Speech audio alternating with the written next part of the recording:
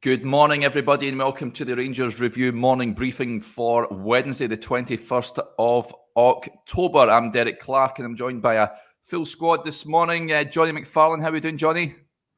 Yes, international breaks, eh?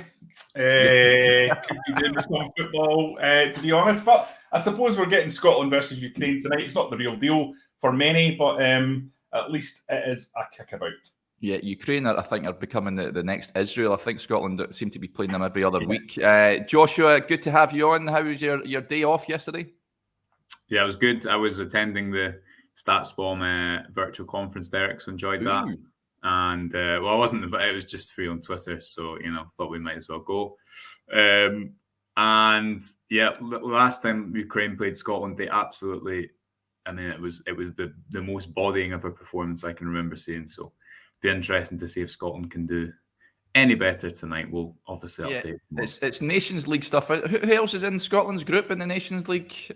I don't know. I honestly lose track now of me too. But people aren't tuning in to talk about Scotland. They're tuning in to talk about Rangers, of course. CGM55 says alarm clocks broken again. We do apologise for coming on slightly later than usual, folks.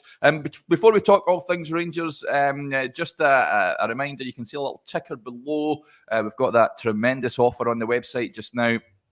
Just head over to rangersreview.co.uk/subscribe, where you can take advantage of all the great content on there for £1 for 2 months worth of content. It really is a cracking deal. So many of you actually taking advantage of it. So thank you for doing so and saying great things. So super stuff. Okay, let's talk Rangers. First of all, I wanted to come to you, Johnny. We've got a piece on the website this morning. You've carried out an interview with Stuart Robertson. You've discussed a number of issues. Can you tell us how that interview went and what people can find if they go onto the website this morning? Yeah, absolutely. So there's 3 pieces up on the website this morning, separated into kind of 3 different areas. There'll be more stuff tomorrow. I also had a long chat with Stuart Robertson about recruitment and the signings and why Rangers did the business the way they did in the transfer market.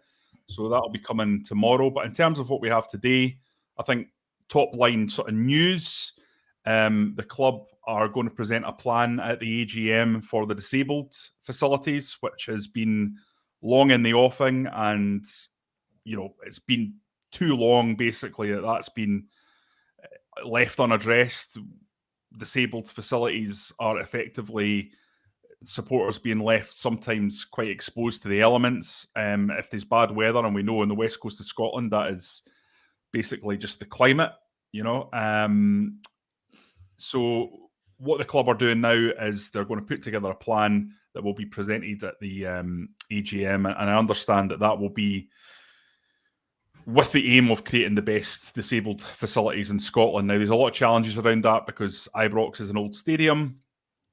They've got to make space for it. It requires a fair bit of thought. They're dealing with contractors, architects, and speaking to fans themselves, the club, to establish exactly what this plan is going to entail. But I understand that when the AGM comes, I think that'll be in December, there will be a plan in place for a massive improvement on the disabled facilities, which I think that's great news, and everybody's been looking for that to happen because it's just not been acceptable. I think there was a really emotional moment at the AGM where a passionate fan got up and explained the difficulties in the section currently, and I think it moved everyone, including people on the board. So that's at least a big move forward. In terms of the other two pieces, one is on basically how much money the club is going to make from the Champions League, and how the kind of figures have been a little bit distorted. There's been a change in Champions League revenue, and we kind of detailed a lot of this in our piece that we had done by Kieran Maguire, but it's interesting to hear the club come out and say it. Yeah. There's been a change to the Champions League format to 2021 to 2024, and that means that part of the payment, previously around £15 million for the market pool, is now based on your coefficient. It's 1.1 million euros per placing on the coefficient. These 32 clubs, the bottom club receives 1.1 million. The top club receives around 36 million. So that would be Real Madrid. Rangers are 31st. So rather than receiving that kind of 15 million as part of it that they would have in the past, previous to 2021, 2022 season, what's happening now is Rangers are just receiving the 2.2 million euros. Wow. So it's clearly a cash grab by the big clubs for obvious reasons. You know, if you have a couple of bad seasons and you're Juventus, which, let's be honest, it looks like they're going to have, they can still fall back on the fact that the previous 8 years they've been European royalty, and thusly, if they achieve Champions League, they're going to get a much bigger slice of the pie than Rangers or Malmo or another club from a smaller league. So this has been part of the UEFA plan, I think, to stave off the threat of the Super League and a way to funnel more money up to the very elite teams. So that's all interesting. I asked Stuart about whether or not there was actually that much of a difference between the Europa League and the Champions League. Kind of Rangers review, back of the fag packet, maths, looking at the various prize pools and the potential for winning points. I think we've previously done a piece where we said it was roughly £8 million, £8 to £10 million difference between the Europa League and the Champions League. I think a lot of people would think it was more than that. But Stuart says, no, actually, it's even less because of this coefficient situation. So, yep, that's one of the pieces in there as well. And the final piece is just about the capital expenditure. I think John Bennett was talking in detail in the interview that he did yesterday with Rangers TV about the various things that have been going on, and that £23 million has been spent on projects. Now, I asked Stuart to go into the detail of that. So the piece details where that money's been spent significant money on Edmiston House, the plan being in place for that to, I think, open towards the end of the year, and £1 million worth of profit scheduled to come out of that every year going forward, which is it's obviously a revenue generating project that will help Rangers put money back out into the pitch in the years ahead. And on top of that, providing a fantastic experience for the supporters, fantastic experience in terms of the museum, in terms of being able to hold 1,300 people on a match day. So you'll be able to go in there and get a pre-match pint, maybe get a bite to eat, maybe a toastie or something like that ahead of the game, and in a much nicer environment. You know, the club have had the fan zone in place, and I think that's been a pretty big success.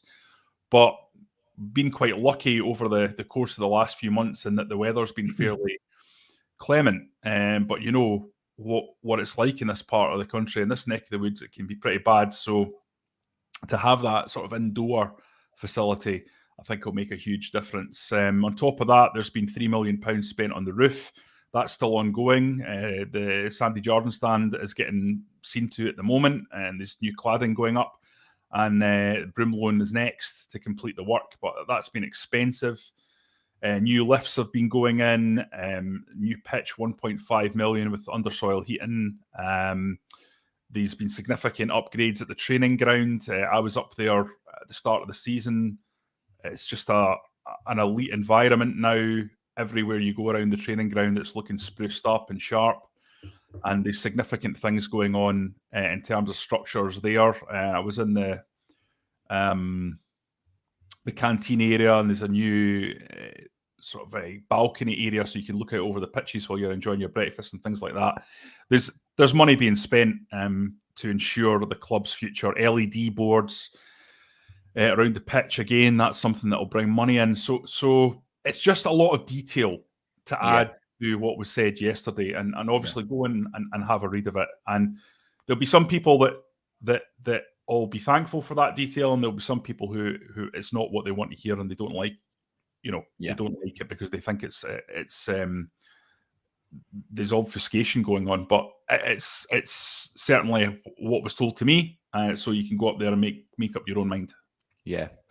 The UEFA one's a surprise to me, but it shouldn't be really. But it just shows you how rigged that the competition is to Scottish clubs, Johnny. Not just Scottish clubs, but clubs out with the big five leagues, perhaps. And yeah, that's a real eye-opener for me. This I just despise UEFA. Basically, at the end of the day, it's like you say, that they don't want clubs like Rangers and Celtic in their competition, and it makes the achievement of actually getting there all the more remarkable. But yeah, that's interesting stuff from Stuart Robertson. There's no doubt about it. Go and check it out in the website, folks. rangersreview.co.uk. Great stuff on there. The other interview that was carried out yesterday was with Rangers TV and Vice Chairman John Bennett. It was a two-part interview in which he discussed a number of issues. One of the big talking points, I think, Johnny, is that Takeover talk. Of course, that you've done a piece recently about a bit of noise over in America, potential investors. It was all a bit strange. You explained it really well, but John Bennett was asked about this. He says that the Ibrox board listened to what those in the States had to say, but they were all in agreement. They weren't going to sell the club, and he was adamant the club, he said never again. He said never again a few times, saying that the club should not be in the hands of one individual or one party ever again. We've seen before. It can prove to be catastrophic.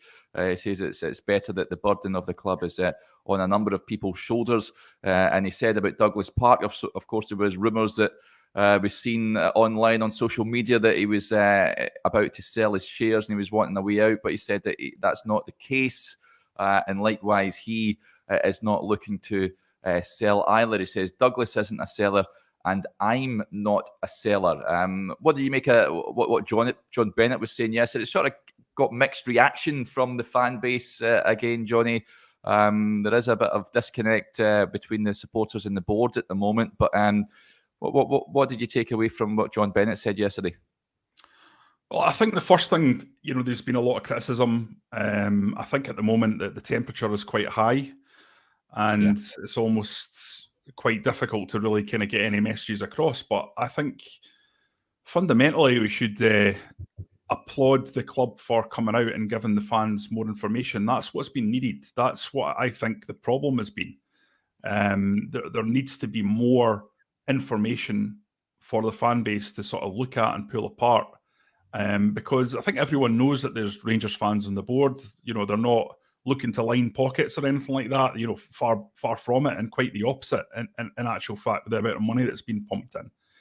So anything that can shed light on the way the club's being run, on what's happening and why, I think will ultimately be good in the long run.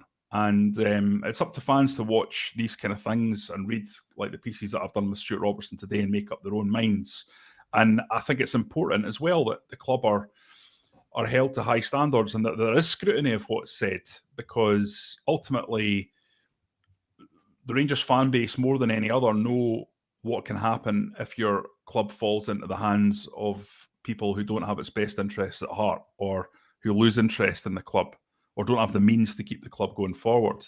John Bennett, as you say, touched on this never again idea, and the fact that they've now got multiple people sort of one steps away, then there are others to step into the breach, and I think that's really good. So, well, we have to see in terms of how much more there is going forward in terms of the communication. Yeah, but the more communication you have, I think the better. It's just common sense, isn't it? You would rather that than John Bennett didn't come out, for example. I see these people in the comments being critical. Would they rather John Bennett didn't say anything? I mean, what I suppose the question I would ask people who are being critical of it is, what would you like him to do? Yeah, well, you have to come out and speak.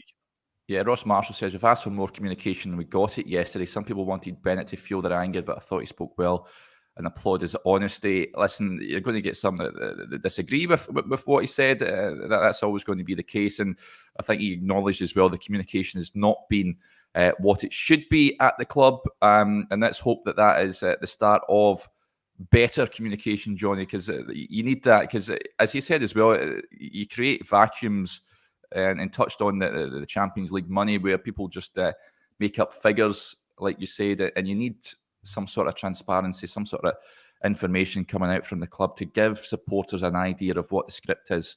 So it's better than nothing. I totally agree with you.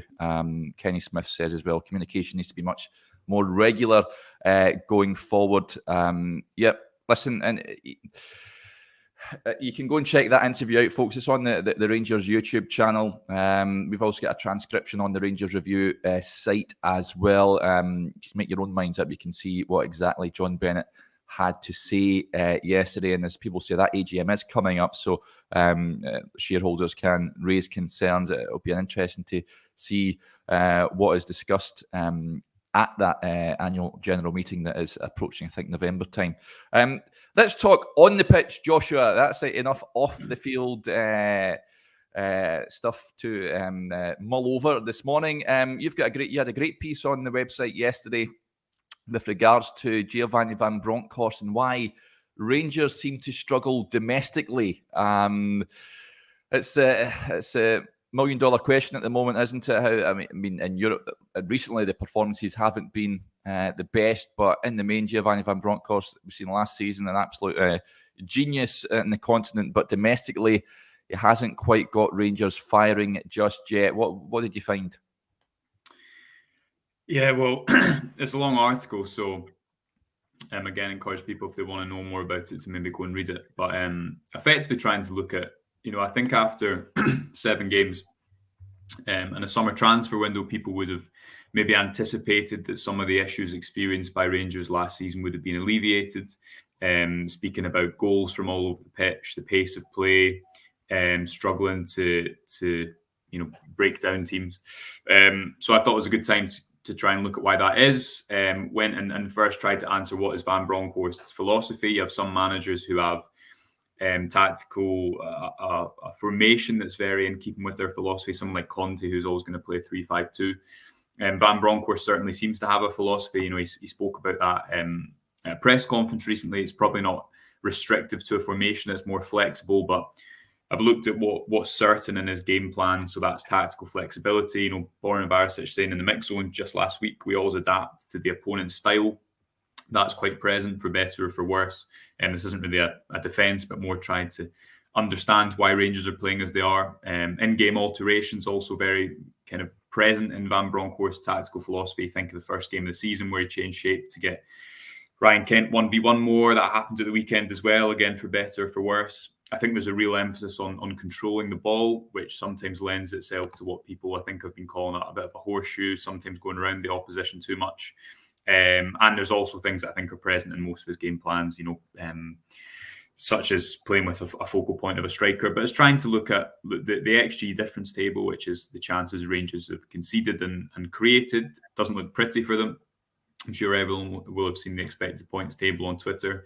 Rangers need to create more chances than they have been creating and score more goals if they're going to win the league. I think that's just a basic truth. Even if Celtic lost against St Mirren, you can only depend on yourself to win the league. So we've looked at the attacking comparison between this season and last so far.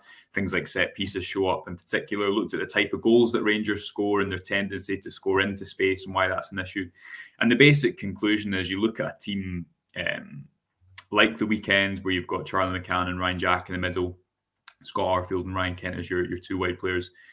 It's the same issue as last season. There's not enough goals outside of your central striker. And that's backed up by where Malik Tillman and Tom Lawrence fall in terms of the touches they're taking in the opposition box, the quality of chances they're making. So in a way, I think what a lot of people will know, but kind of backing that up, looking at the numbers, what it says, and trying to understand why, as I say, a lot of Rangers' home performances at points have been kind of quite ponderous. I think it's success in the next, especially in the next kind of month, is quite dependent on getting those players in those areas of the pitch, Tillman and Lawrence in particular, because I think if Rangers play the type of team that they played at the weekend in terms of personnel, if you're doing the same thing, you're probably going to get the same results. And the result last season was they didn't score enough goals, they didn't create enough chances. Van Bronckhorst said in his post-match press conference, Charlie McCann, who I thought, for what it is worth, was the best midfielder of the three. I thought he looked forward quite a lot. But Van Bronckhorst says he needs to work on taking those chances when he gets into the area. And I guess the counter argument to that is that that's maybe not as much of his game. He's not necessarily an attacking midfielder or goal scorer. So yeah, long article, lots to kind of dig into, and we'll have more. I'm going to look at today. Cholak and Morelos, can they play together? Some interesting stats in regards to that. So you're trying to look a little bit deeper at the performances, because it may only be 2 points at the top of the table, Derek, but I think certainly the underlying numbers show that Rangers really do have to improve.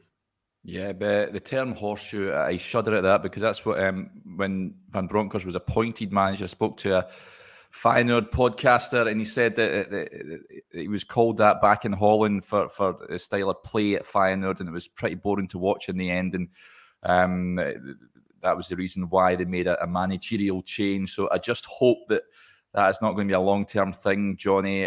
But you see it with your own eyes. That Rangers at the moment are boring to watch. You hear that from supporters saying it's not enjoyable, it's not entertaining. Yet fans, I was in Amsterdam and spoke to a fan heading back home and said he left at half-time. It was Ibrox was deserted at the end of that game on Saturday. The fans vote with their feet, obviously, and they need to produce better entertainment on the pitch, don't they? Yeah, I think that's absolutely fair point, Derek. It's been poor. There's no excusing the two performances in Amsterdam and at Parkhead. And then, while it was better for 60 minutes against Napoli, I really did think it was a good performance up until the red cards against a very, very good team. Ultimately, the result is a difficult one to swallow. And then moving on to the Dundee United game, it's just a flat game, isn't it? And it just feels like after each of the goals, Rangers take their foot off the gas almost, especially the second one. Cholak didn't really have a lot to do in the game. Josh noted in his piece, I think, that he's got 6 goals in the Premiership from an expected goals of 3. So that shows you the guy is finishing at an incredibly high level. And watching the game, the only other chance that stands out to me, and listen, Josh will correct me if I'm wrong, was a sort of through ball by Malik Tillman towards the end after a turnover in possession, which was just slightly overhit. And if that had been just maybe a little bit slower, then Cholak would have had another chance. But other than that, there wasn't an awful lot for him in the game. And there needs to be more. Celtic took apart Dundee United 9-0. Now, listen, that was not going to happen again. That's obviously a freak and an anomaly. But you've got to think that Rangers at Ibrox, with the quality of players that they have, and listen, I know there's a lot of talk about the squad at the moment, but I do think there's serious quality in there that they can go and really put on a show against Dundee United. And it doesn't have to be 5-0, 6-0, 7-0. It just, in terms of chance creation, needs to be better than that, and needs to start getting the fans out of their seats, because all of these performances are only contributing to this sort of sense of malaise that's now surrounding the club. That's a little bit worrying. Giovanni Van Bronckhorst has come back from this in the past. We've talked about this before, but this is a serious one, and he has to use the time that he's got now in this international break.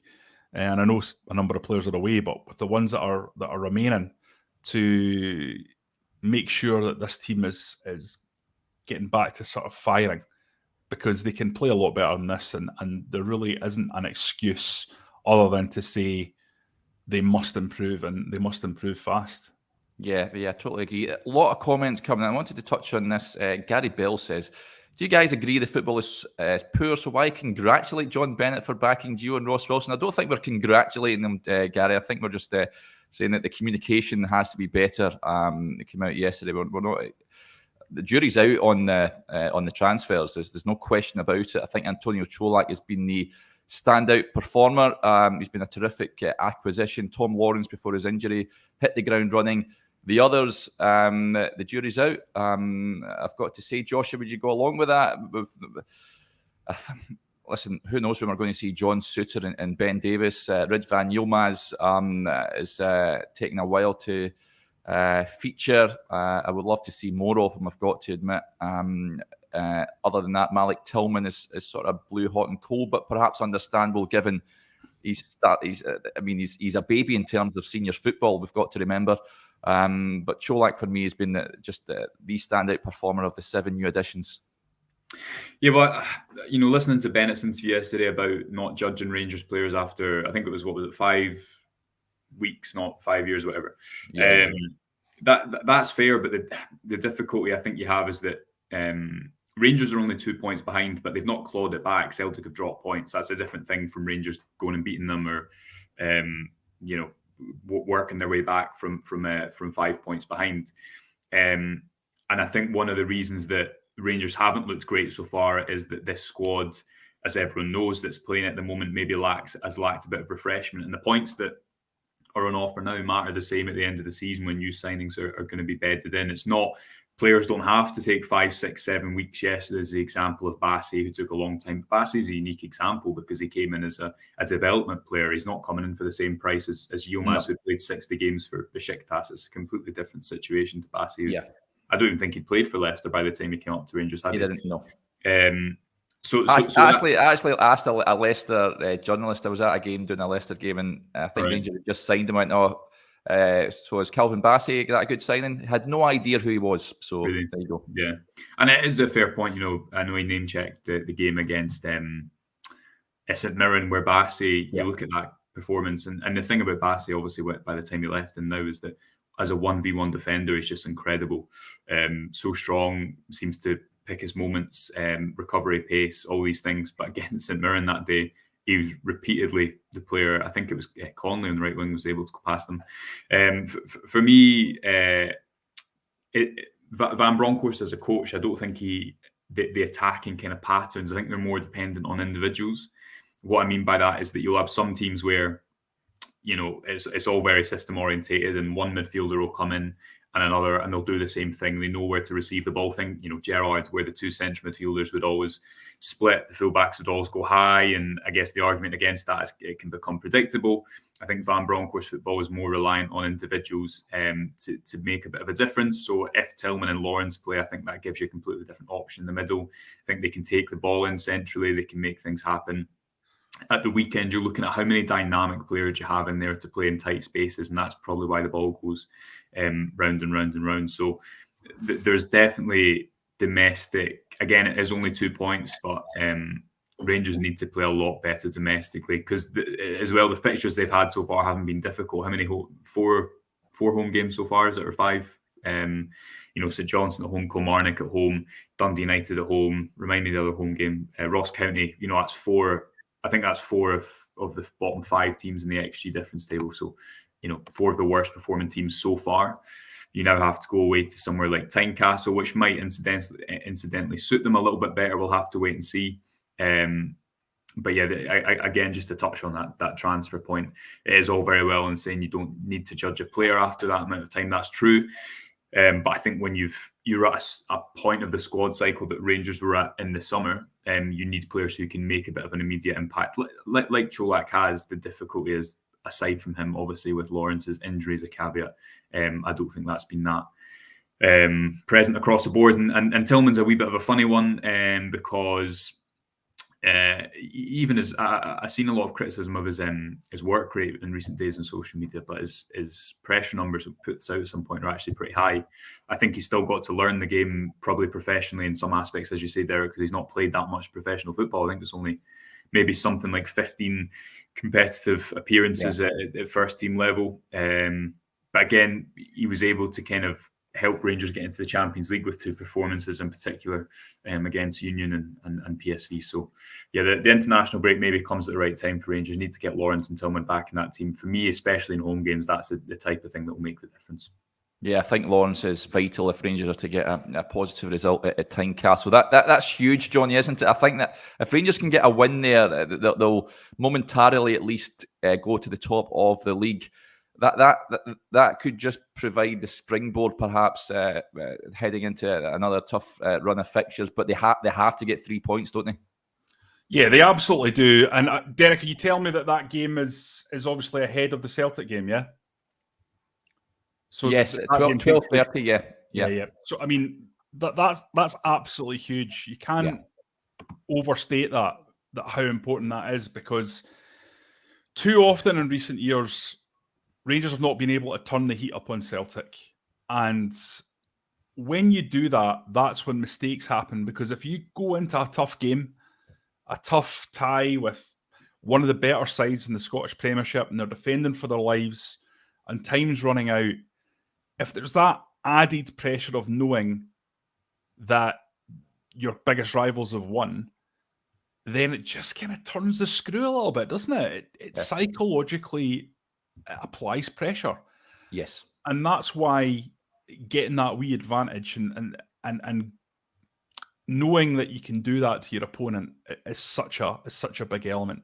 And listen, Tynecastle's a difficult place to go. We've seen Rangers managers recent years, Steven Gerrard, for example, struggling in the environment. It's a bit of a beer pit. The fans are right on top of you. And Hearts have got some good players in their team. Rangers are going to really have to stand tall in that one. It's a tough place to go. But if they can get that win, and if they can especially show a bit of dig, a bit of graft, a bit of what we saw in that first hour at Napoli, then they have a real good chance. But it's important that they go and show they can lay a marker down to Celtic. If they don't, it sets a very bad precedent for the rest of the season, I think, Derek. Yeah. It's going to be absolutely huge, that game. Okay, folks, that'll do us there. Thanks to everyone for getting in touch. As ever, it really is much appreciated. Just a reminder, if you want to take advantage of the site, so much content on there just now, head over to rangersreview.co.uk/subscribe for all the details. We'll be back again tomorrow morning, but until then, enjoy the rest